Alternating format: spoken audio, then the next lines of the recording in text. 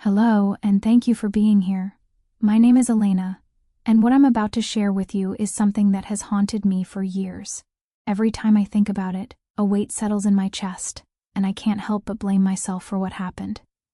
It's a story I wish I could erase from my memory, but life doesn't always give us that option.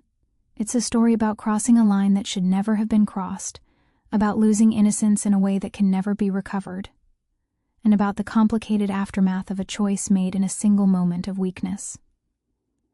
Before I unfold the rest of this night, take a second to hit like and subscribe. It really does help more than you know, and if you're drawn into stories like this, I want you here for every one of them. Also tell me in the comments, where are you watching from? Are you in a small town where the evenings fall slow and gentle, or in a city where the lights never quite go dark? My story begins many years ago when I was 18 years old. I was living with my family in a beautiful coastal city in Spain, a place where the Mediterranean breeze carries the weight of history and secrets. At that time, I thought I had everything a young woman could possibly want. My family was financially secure, my parents were thriving in their respective careers. My father was a successful entrepreneur who built his business from nothing, and my mother was an accomplished architect, whose designs graced buildings throughout the city. Despite their demanding schedules, they always seemed to find time for me and my two older brothers, Marco and Sebastian, who were twins and only 2 years my senior. I would describe my brothers as protective, attentive, and deeply involved in my life. They made sure I had everything I could ever need, whether material possessions or emotional support. But if I'm being completely honest, the love my parents showed me, as wonderful as it was, never felt quite the same as the love I received from Marco and Sebastian. Their bond with me was something distinctly special. My parents showed their love through provision, through ensuring I had a comfortable life, through their presence at important moments. But Marco and Sebastian went beyond that. They expressed their love through constant action, through genuine care that seemed to come from somewhere deeper. When I was sad, they noticed without me having to say a word. When I was younger and came home crying because of bullying at school, because other students had mocked the clothes I wore or the way I looked, Marco and Sebastian were the first to step in. They didn't resort to violence, but their sharp words and cold demeanor were enough to ensure those students never bothered me again. They were like heroes in my mind, always ready to protect me, always prepared to defend my honor and my dignity. I remember lazy afternoons when our entire family would gather in the living room, but I always wanted to sit between Marco and Sebastian. They would wrap their arms around me, sometimes even playfully arguing about who would get to sit closest to me. They joked constantly about me being their little princess and swore it was their lifelong duty to protect me. Those moments felt sacred to me. As I got older, they were also the first to help me navigate the insecurities of adolescence. Sebastian spent entire evenings teaching me how to apply makeup, reassuring me that I was beautiful exactly as I was, that my worth wasn't determined by my appearance. Marco, who always called me the cutest little sister in the world, helped me choose clothes that made me feel confident and beautiful. I felt valued and seen by them in a way that went beyond typical sibling affection. With my parents so often occupied by their work, Marco and Sebastian became my emotional anchors. They drove me to school, helped me with my homework, assured me that I never felt lonely or abandoned. Late at night, when I couldn't sleep, I would knock on their door, and they would always greet me with a warm smile. Sometimes they'd tell me funny stories, sometimes they'd just sit by me until I fell asleep, their presence alone enough to calm my racing mind. It was those small moments of tenderness that made me believe their love for me was far greater than anything I ever received from my parents. I trusted them completely. I felt safe with them in a way I didn't feel safe with anyone else in the world. But that love, which I thought was pure and innocent, would eventually lead to something that would change everything between us forever. I remember it vividly because as the youngest member of the family, I frequently engaged in silly, uninhibited behavior without fear of reprimand. I would sometimes jump in to hug them spontaneously or casually sit on their laps if they were sitting together. Marco and Sebastian weren't just my brothers, they were my closest friends. People I never felt shy around, even when showing physical affection. One afternoon, on a warm summer day when the air felt thick and heavy, I walked out of my bedroom. Sunlight streamed through the large living room windows. creating a peaceful, golden atmosphere. Marco and Sebastian were sitting on the sofa, absorbed in watching something on the television. I didn't know what they were watching, but they looked completely engrossed in it.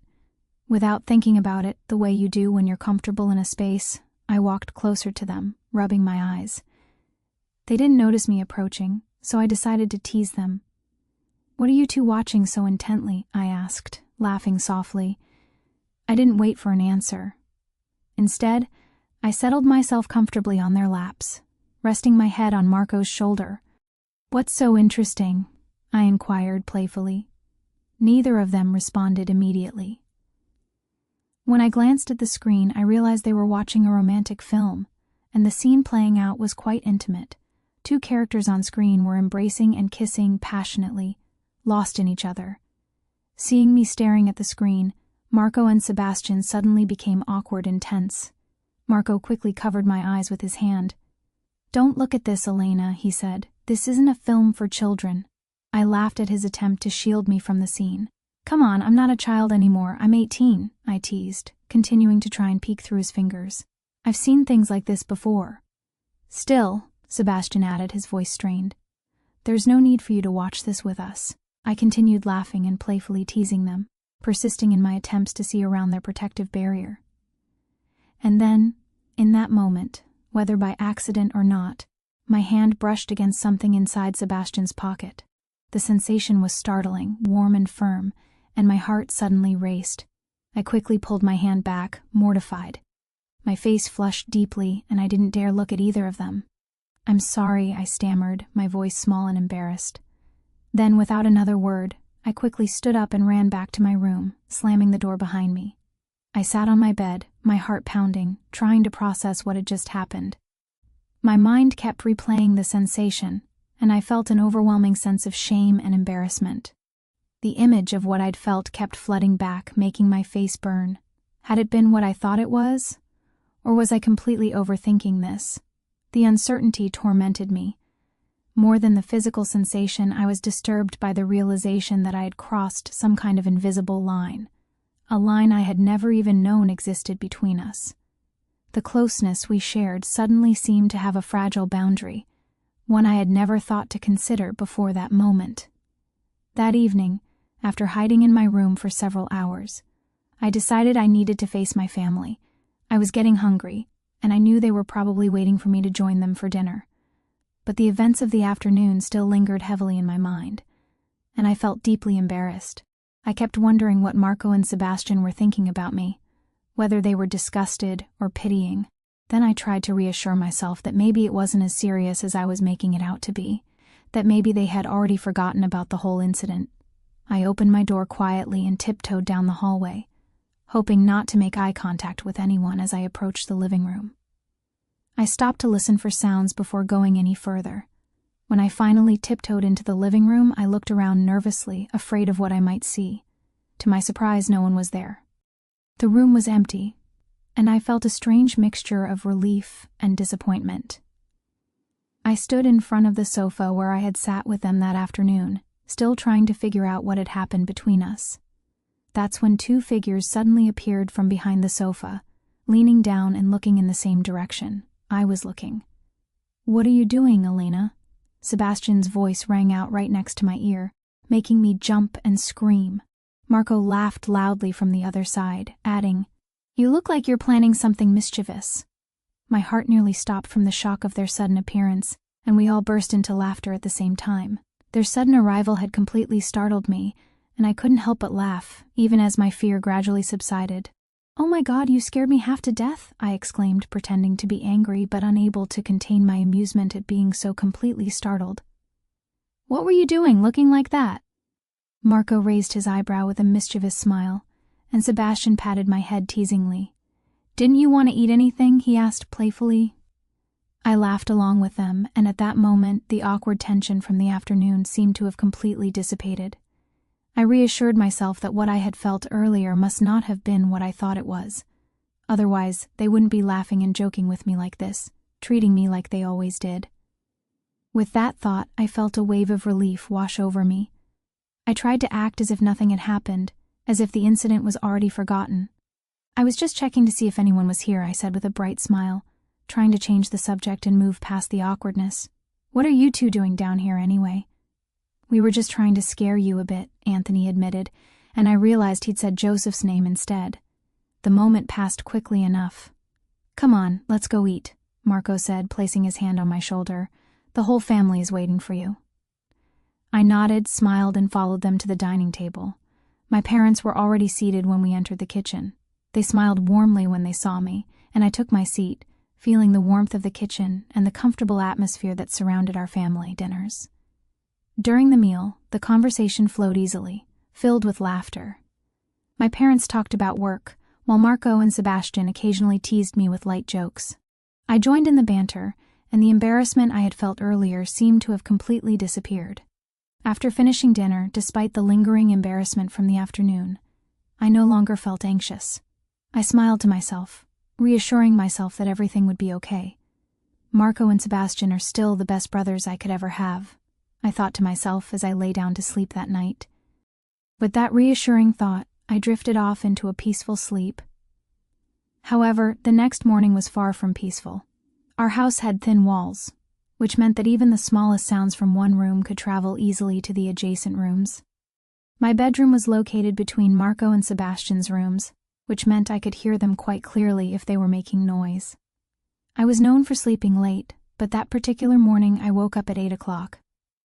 At first I thought I was still dreaming or that the sunlight streaming through the curtains was just blinding me, but after a few minutes of consciousness, I realized there was a strange sound coming from the room next to mine. The sound was unusual, not like the typical noises I was used to hearing from their rooms. At first I assumed they were watching an action movie, but the longer I listened, the more convinced I became that something was different about it. The sound wasn't like typical movie noises at all. It had a strange rhythm to it, a pattern that seemed almost intentional. My heart began to race, and a thought burst into my mind, causing my face to flush with heat. I didn't want to believe what I was hearing, but the sound became increasingly clear. It wasn't music, and it wasn't just regular talking either. Even though the walls muffled the sound, I could still hear rapid, sensual noises mixed with heavy breathing. I realized with dawning horror that Marco and Sebastian were watching something intimate, something of an adult nature. A rush of shame came over me. Why was I awake? Why did I have to listen to this? My heart rate increased, and I felt as if I were burning from the inside out. I put my hands over my face, attempting to stop the intrusive thoughts that were flooding my mind. This is their private business, I told myself. Everyone watches things like that. I've seen things like that myself. But hearing it coming from their room made me profoundly uncomfortable. We had always been close, so close that I had never imagined myself in a situation like this, hearing these kinds of sounds coming from their room. But the sound seemed to cling to me more and more, drawing me in despite my discomfort. I sat up, got out of bed, and quietly opened my door. I didn't know what I was going to do or why I was doing it, but I couldn't stay still any longer. I walked softly down the hallway, trying not to make any noise, but as I approached their door, the sound became so clear that it felt like the walls had completely vanished. I stood there, frozen, unsure what to do. My heart was pounding so loudly I thought they might hear it through the door. I felt embarrassed, confused, and utterly uncertain about what I should do next. I had always known intellectually that these things happened, but hearing it from Marco and Sebastian's room was a completely different experience. It made everything feel real and immediate and wrong in a way I couldn't quite articulate. I bit my lip, unsure whether I should return to my room or remain where I was. But curiosity, that dangerous and impulsive curiosity of youth, kept me rooted to the spot. I leaned against the door, attempting to calm myself. But the sound only grew louder, seeming to draw me deeper into this moment. And then, without warning, the door swung open, and I stepped backward in shock. Sebastian stood in front of me, his eyes wide with surprise, and something that looked like concern. He appeared to have been startled, as if caught in something he shouldn't have been doing. We stood there facing each other for what seemed like an eternity. The silence between us was unbearable, heavy with shame and confusion. Sebastian cleared his throat, his face flushed a deep red as he tried to break the suffocating tension. "Elena, what are you doing here?" he asked, his voice flustered and uncertain, avoiding eye contact with me. I couldn't look at him because my heart was racing, and I struggled to find the right words. I was just passing by," I stammered. It didn't sound convincing, not even to my own ears, but it was the only thing I could think of in that moment. Just then, Marco walked out from behind Sebastian, his face equally flushed. The two of them exchanged glances, each trying desperately to find the right explanation, but no one said anything. The awkward silence was overwhelming, suffocating even. I forced an uncomfortable smile to hide my embarrassment. "I was just passing by," I repeated, my voice small and weak. "I'm leaving." I turned and walked away as quickly as I could, eager to escape the uncomfortable situation and retreat back to the safety of my room. When I returned to my bedroom, I quickly closed the door and leaned against it, taking a deep breath as my heart continued to race. The encounter had left me shaken and confused. I couldn't stop replaying the awkward scene in my head. The image of opening the door and seeing Sebastian's expression lingered in my mind, making me feel even more uncomfortable. The atmosphere between the three of us was thick with tension, and I knew things had changed, at least in my perception of the situation. What bothered me most was having overheard something so intimate and personal. It was an unfortunate accident, but I feared it would somehow change how I saw Marco and Sebastian. These two men were my closest companions, my protectors, my brothers. And now there was this awkwardness between us, this knowledge that I possessed that made everything feel different. Although I had quickly left the scene, the negative thoughts got louder as I tried to ignore them. I told myself this was just an unexpected moment, that no one wanted this to happen, but I couldn't help overthinking it. I stood up and paced around my room, trying to shake off the unease that had settled over me. "It was just an accident," I muttered to myself, as if trying to convince myself it wasn't a big deal. But deep down I felt like something needed to change. Something had to make this feel normal again. The comfortable ease that had always existed between the three of us seemed to have been fractured. Just then, I heard a knock on my door. My heart sank. I knew it couldn't be my parents, because they didn't usually knock when they needed me, so it had to be either Marco or Sebastian. I took a deep breath to calm my nerves before opening the door, and when I did, I saw Sebastian standing there, still looking flustered and uncertain. His eyes were averted, clearly trying to regain his composure. He scratched his head awkwardly, a shy smile on his lips. "Elena, I'm sorry about what happened," he began, his voice hesitant. "Marco and I were just watching a film, and maybe the timing wasn't right. We didn't expect you to hear anything." I stood still for a moment, looking at him with hesitant eyes. His face was red and his gaze was uncertain. I could feel the confusion and concern in his voice. Then Marco appeared behind him, his face showing the same shyness and embarrassment as Sebastian's. These two men, who had always seemed so confident and assured in my presence, were now struggling to find the right words. The tension was so thick we could barely speak, and I felt like I was waiting for someone to say something that would make everything okay again. I realized that if this awkward moment continued, it would become unbearably uncomfortable for all of us. So I took a deep breath and decided to be the one to break the ice. I smiled, feeling embarrassed but trying to sound casual. "Come on, I didn't mean to make things awkward," I said, trying to lighten the mood. "Don't look so tense, I was just passing by." Sebastian and Marco exchanged a look, silently communicating with their eyes in that way twins do.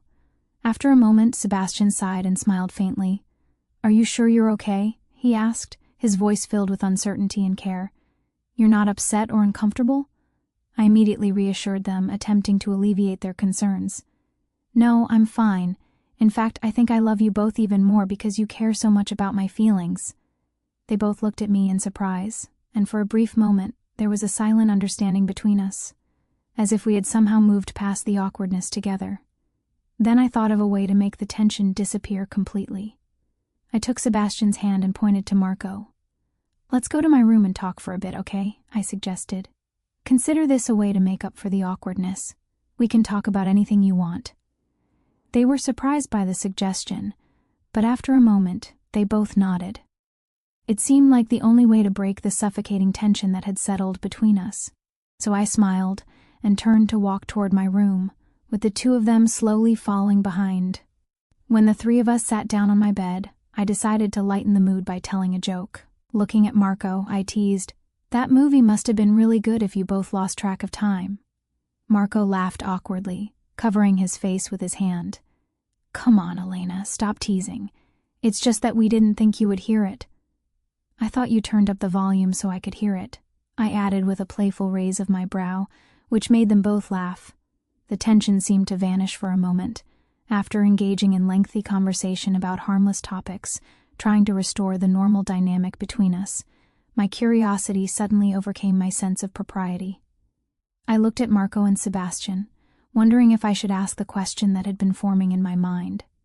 After a brief hesitation, I mustered up the courage to ask something that would fundamentally change everything between us. How about we try doing something like in that movie? The words slipped out before I could stop myself, and I immediately regretted them. The silence that followed was deafening.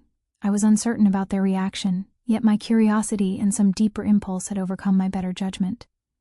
"Are you serious?" Marco inquired, his voice confused and shocked. "Elena, did you really just suggest that?" I nodded, trying to maintain a serious expression despite my racing heart and trembling hands. "I was just curious," I said, my voice fading as I became unable to look them in the eye. "It wouldn't hurt to try, right?" Sebastian quickly responded with a firm tone, and both of them turned their heads away from me, clearly shocked and uncomfortable with what I was proposing. The rejection stung, and for a moment I felt foolish and ashamed of my boldness. But then something inside me, some desperate need to bridge the awkwardness that had grown between us, made me persist. "Please," I said gently, squeezing their hands in an attempt to reassure them and encourage them to give it a try. "I trust you both completely, and I think it might help us feel close again, the way we were before." They were silent for a long time, and I could see the conflict playing out in their eyes. The internal struggle was visible on both their faces. Finally, Marco sighed with a look of helplessness and resignation that broke my heart, even as it gave me what I wanted. "Okay," he said quietly, "but just this once, and we have to keep it a secret. No one can ever know about this. Do you understand?" I nodded, unable to speak as the reality of what I had just initiated began to sink in. The room became still, and we all just sat there breathing quietly as the weight of the moment settled over us. I could feel my heart pounding in my chest as we began, each movement cautious and careful, but also full of a strange, confused energy. I'm not sure how much time passed, or what exactly happened in those hours. It felt like the world around us had vanished, leaving just the three of us in a space that existed outside of normal reality, outside of morality, outside of everything I had been taught was right and wrong. When it was finally over, the sun had risen high in the sky, filling the room with harsh, unforgiving light. We didn't say anything. We just lay there in silence, our breathing gradually returning to normal as the enormity of what we had done began to settle into our bones like a stain that would never wash out. The closeness I had craved, the connection I thought would heal the awkwardness, had instead created something far more complicated and devastating. The days and weeks that followed were strange and confusing. On the surface, everything appeared normal. We went into the kitchen to prepare lunch, and everything felt oddly natural, as though nothing extraordinary had happened. But inside, everything had changed in ways I was only beginning to comprehend. I felt a deeper connection between us, yes, but it was tainted now with shame, guilt, and a profound sense of wrongness that I couldn't shake. We had crossed a boundary that should never have been crossed, violated a trust that could never be fully repaired. Instead of regret, I told myself I felt a new bond, one that brought us closer than before. But that was a lie I told myself to make the reality more bearable. Marco looked at me with a soft, complicated smile one evening. "Are you okay?" he asked gently, and the concern in his voice made me want to cry. I nodded, returning his smile even as my heart ached. We had unknowingly crossed a boundary, broken the barriers that society and morality had set in place for very good reasons. These boundaries exist not to restrict us, but to protect us from making catastrophic mistakes. Looking back now, years later, I tell myself it was because of the impulsive curiosity of youth. I don't try to justify it because there is no justification. It was our emotions and curiosity, combined with my naivety and their weakness in the face of my request, that led us down this destructive path. While I don't regret it in the way that suggests I would choose differently if given the chance, there are moments when I still experience a vague sense of anxiety and deep shame. We don't talk about it anymore, as if it's an unspoken agreement to leave it in the past, to pretend it never happened. But the truth is, it haunts all of us. It's the elephant in every room we share. The way Marco and Sebastian look at me now is different. They treat me with a gentleness and care that feels like compensation for what they allowed to happen, as if they're trying to protect me from the consequences of their own weakness. There's a guardedness in how they interact with me now, as if they're afraid to cause me pain or to awaken something in me that should have remained dormant. As for me, every time I meet their gaze, my heart races between excitement and profound unease. The physical connection we shared was real and powerful, but it came at the cost of something far more precious. Our curiosity led us down a path we never anticipated, and while our bond has grown closer in some ways, it has also changed forever in ways that can never be undone. Looking back, I see how my impulsive actions left a mark on our relationship, a mark I can never erase. We crossed a line guided only by our emotions and curiosity, and though no one else knows, I can't escape the truth within myself. Every reflection brings the same realization. I was naive, foolish, and reckless. That thought lingers as a constant reminder of what I've come to understand. Curiosity is natural, especially when you're young. But not all curiosity should be acted upon. Some boundaries exist to protect us from making mistakes that can leave lasting scars instead of restricting us. Boundaries protect us. They exist for a reason. They protect the most precious things in our lives, and in this case, they would have protected my relationship with my brothers, and protected all three of us from carrying this burden of shame and secrecy. My story serves as a reminder to pause and reflect before acting on fleeting impulses driven by curiosity, or the desperate desire to resolve awkwardness through intimacy. While strong emotions may fade over time, their consequences can endure a lifetime. True love and lasting connections are built on respect, understanding, and a shared sense of responsibility, not on crossing boundaries that should never be crossed. I value the relationships I have with Marco and Sebastian more than anything in this world, but I would give anything to go back to that moment before I made my fateful suggestion. I would go back and close that door, return to my room, and let the awkwardness fade naturally, as it would have in time. The things that truly matter are worth holding on to, and they're worth protecting by maintaining the boundaries that keep them safe. If my story can serve as a cautionary tale to even one person who might be tempted to cross a similar line, then perhaps some good can come from my mistake. I'm sorry, Marco and Sebastian. I'm sorry I put you in that position. I'm sorry I chose curiosity over wisdom. And I'm sorry that the bond we once had can never be fully restored, no matter how much we love each other.